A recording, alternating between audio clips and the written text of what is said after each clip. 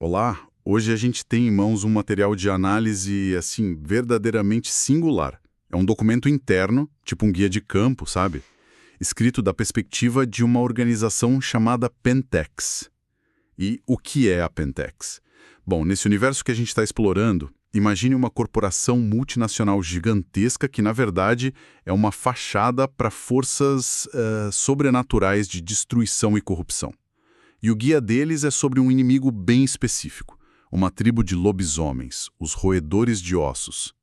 A nossa missão aqui é bem clara: tentar entender essa tribo através do filtro de ódio dos maiores inimigos deles. A fonte é carregada de desprezo, de repulsa, o que torna tudo isso um objeto de estudo fascinante. A gente está na prática fazendo a autópsia de um relatório de inteligência super enviesado para achar a verdade nos detalhes que o narrador deixa escapar. Sim, e esse é o ponto crucial. O narrador nos entrega a verdade, só que ela vem embrulhada em veneno. E o nosso trabalho é desembrulhar isso com cuidado. O que a gente pode aprender sobre os roedores de ossos não só pelo que o texto diz, mas pelo que ele revela sobre o próprio autor. A frustração, o nojo, que são quase palpáveis no documento. Isso nos dá uma visão única, mesmo que distorcida, sobre a natureza e as táticas de sobrevivência dessa tribo. Vamos começar então pela impressão geral que o documento transmite. O autor não economiza nos adjetivos, né? Ele descreve eles como o inimigo mais repugnante, repulsivo e resistente. São chamados de filhos de ratos que infestam as entranhas das cidades, um domínio que a Pentex, com aquela mentalidade corporativa dela, considera seu por direito. Isso já estabelece o conflito de cara. É uma guerra territorial, mas também é uma guerra de estética, de ideologia. Os roedores de ossos não são só um obstáculo. São uma ofensa visual existencial para Pentex. A linguagem é incrivelmente visceral. O autor chama eles de espinho infectado, uma ferida envenenada de onde jorram larvas. E aí ele ainda completa com o nojo que quase transborda da página que os roedores de ossos comeriam essas larvas com um sorriso. É uma tentativa clara de desumanizar. E ainda assim, por baixo desse veneno todo, tem algo mais ali. O narrador não consegue evitar de enfatizar a persistência deles. Ele diz: eles nunca cedem. Eles nunca, jamais desistem. É quase como se lhe odiasse, mas não pudesse deixar de respeitar, mesmo que a contragosto, essa tenacidade toda. Eu diria que é mais do que respeito, é medo. Medo de algo que eles não conseguem controlar ou prever com os modelos corporativos deles. A resiliência dos roedores de ossos não se encaixa numa planilha de lucros e perdas, sabe? Eles são uma variável caótica. E isso assusta uma entidade como a Pentex, que se baseia em controle absoluto. O nojo é só a máscara que o autor usa para esconder esse medo. Fascinante. Vamos aprofundar um pouco na história que o guia apresenta. Ele traça a linhagem deles até o Egito Antigo, onde eles teriam surgido junto com outra tribo urbana, os andarilhos do asfalto. E lá eles já entraram em conflito com uma facção chamada Seguidores de Sete. A narrativa então pula para uns 2000 anos atrás, quando eles se espalharam pela Europa. E aqui a gente chega num ponto central da identidade deles. O próprio nome, Roedores de Ossos, segundo a fonte, não é um título de honra, mas uma marca de vergonha. Foi imposto por outra tribo, os Presas de Prata, que são a elite da sociedade lobisomem. Eles decretaram que os roedores de ossos só deveriam receber os ossos, os restos do banquete. Isso já posiciona eles desde o início como o degrau mais baixo da escada social. Eles são os párias, os comedores de restos. E essa identidade marginalizada moldou tudo sobre eles. Exatamente. E esse status de pária, segundo o documento da Pentex, levou a comportamentos extremos. A fonte alega que, em períodos de muita fome, alguns roedores de ossos praticaram canibalismo. E não só de outros lobisomens, mas também de humanos e lobos. É uma acusação pesadíssima. E a Pentex, claro, guarda isso como uma arma, um segredo sombrio para ser explorado e virar outras tribos contra eles. É uma tática clássica de guerra de informação, né? Se você não pode derrotar seu inimigo na força, ataque a reputação dele.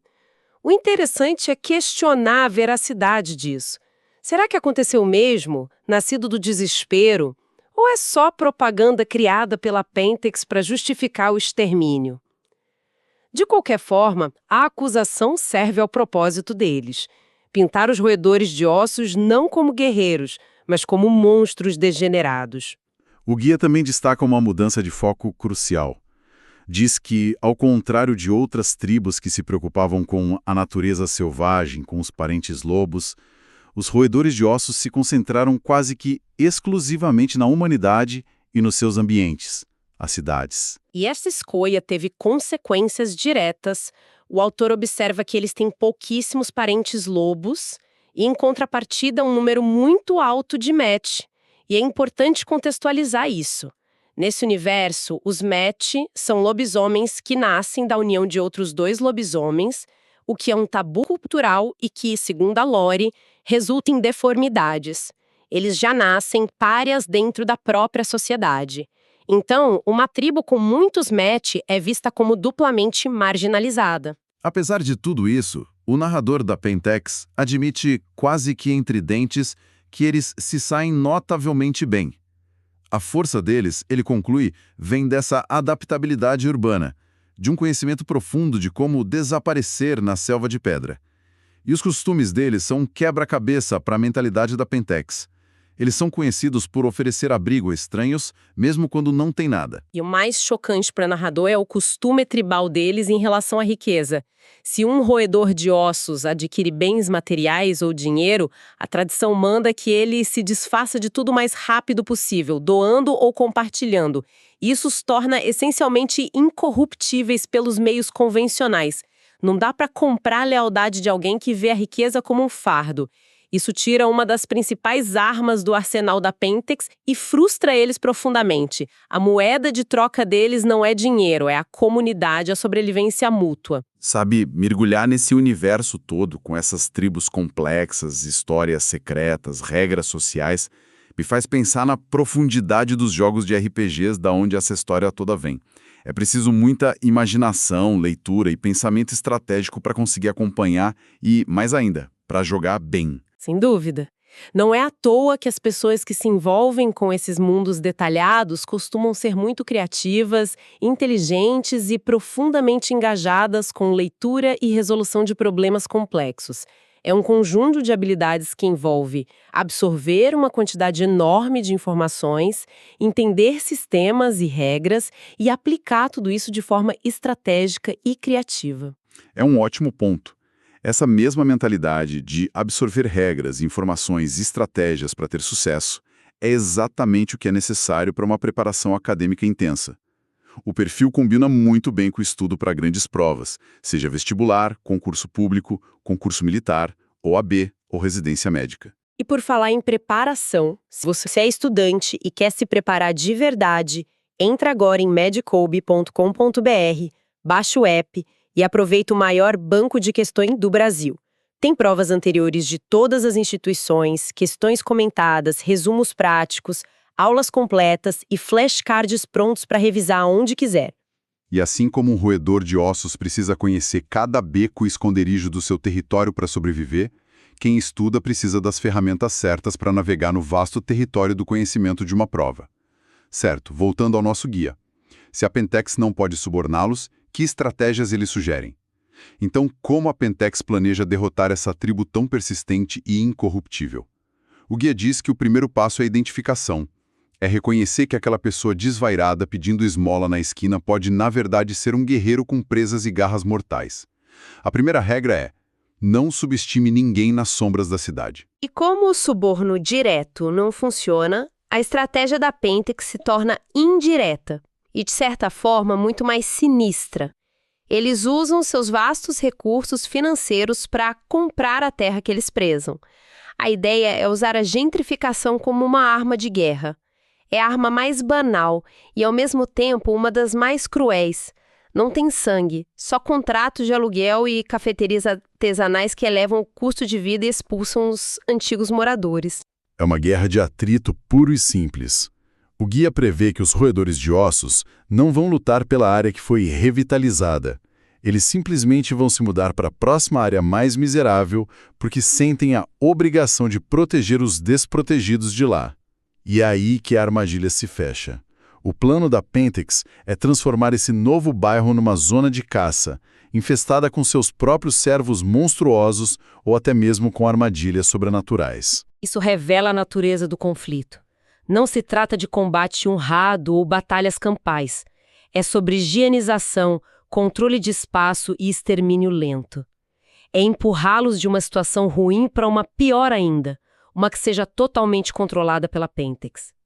A fonte até sugere táticas ainda mais indiretas, como empurrá-los em direção aos territórios de outras facções sobrenaturais, como magos ou vampiros, e deixar que os inimigos da Pentex se destruam entre si. É uma estratégia de desgaste multifacetada e, covarde. Fascinante de destrinchar.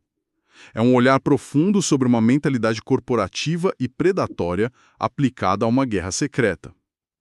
Esse tipo de análise detalhada é exatamente o que a gente se propõe a fazer aqui. Se essa exploração a fundo de um tema é algo que agrada, considerem curtir e se inscrever para não perder onde nossas investigações vão nos levar a seguir. Continuando, o guia aponta duas grandes vulnerabilidades que a Pentex acredita poder explorar de forma mais direta: a fome e as alianças deles. Os roedores de ossos são descritos como perpetualmente famintos. O narrador afirma, com desprezo, fariam qualquer coisa por carne. E a estratégia que Ace propõe a partir disso é particularmente cruel. A ideia é pegar um alvo humano e contaminá-lo com o que a fonte chama de mácula do Arm, que para eles é a manifestação física e espiritual da corrupção, da poluição, da loucura. Depois, eles deixariam um roedor de ossos passar fome por um tempo e então apresentariam essa refeição contaminada. A expectativa é que seus instintos, sua fúria, assumam controle, fazendo ele cometer um ato que ele vai lamentar profundamente, criando um trauma psicológico incurável. É uma forma de fazê-los se destruírem por dentro. É uma guerra psicológica no seu estado mais puro. O outro ângulo de ataque são as alianças incomuns deles. Ao contrário da maioria dos lobisomens, que são isolacionistas, os roedores de ossos estão dispostos a se aliar com inimigos tradicionais. O documento menciona especificamente os Hetkin, que seriam essencialmente homens-rato. Exato. E os Hetkin são descritos no guia como roedores de ossos elevados à enésima potência, completamente insanos, caóticos e hostis aos humanos. O plano da Pentex aqui é simples e diabólico. Manipular esses Hetkin para que ataquem as famílias e as comunidades humanas que os roedores de ossos protegem. E, nas palavras do narrador, observar as faíscas voarem enquanto dois grupos que deveriam ser aliados se destroem. É a clássica estratégia de dividir para conquistar, explorando a confiança e as alianças do inimigo contra ele mesmo. E, no entanto, apesar de todas essas estratégias e vulnerabilidades apontadas, o narrador conclui o documento com uma sensação clara, palpável, de frustração. Ele admite que a maior força dos roedores de ossos é, ironicamente, a sua maior fraqueza aparente: a falta de unificação e de formalidade. Isso é o que mais frustra o autor do guia. Ele descreve uma força que ele mal consegue compreender. Ele diz, e eu cito: eles desconsideraram toda a formalidade, todo o ritual. Eles criam itens sagrados a partir do lixo, encontram santuários em bueiros, em viadutos. Podem improvisar uma arma ou uma defesa a partir de qualquer coisa que encontrem na rua. Essa descentralização e essa desenvoltura os tornam incrivelmente difíceis de capturar e erradicar. Eles não têm um comando central para decapitar, um templo sagrado para profanar ou uma hierarquia para corromper. A questão final desta fonte inimiga é que, embora os roedores de ossos sejam fracos de muitas maneiras convencionais, financeiramente, socialmente, politicamente, eles são imensamente poderosos em sua resiliência e adaptabilidade. O plano da Pentex, no fim das contas, é usar as próprias forças deles, como recursos, planejamento, corrupção, contra as fraquezas dos roedores de ossos, que são a pobreza, a fome, o isolamento social. É uma batalha de estilos completamente opostos. Exatamente. É a força bruta e o poder sistêmico contra a tática de guerrilha e a sobrevivência pura. A Pentex representa a estrutura, o capital, o controle de cima para baixo. Os roedores de ossos representam um caos organizado, a adaptabilidade, a resistência que brota de baixo para cima, nas rachaduras do asfalto. Então, o que este documento da Pentex revela no fim é o retrato de uma tribo que não apenas sobrevive, mas prospera às margens. Uma tribo que encontra força naquilo que os outros descartam e que persiste contra um inimigo poderoso, rico e absolutamente implacável. A mera existência deles é em si um ato de desafio. O puro ódio do narrador serve, ironicamente, como o maior dos elogios.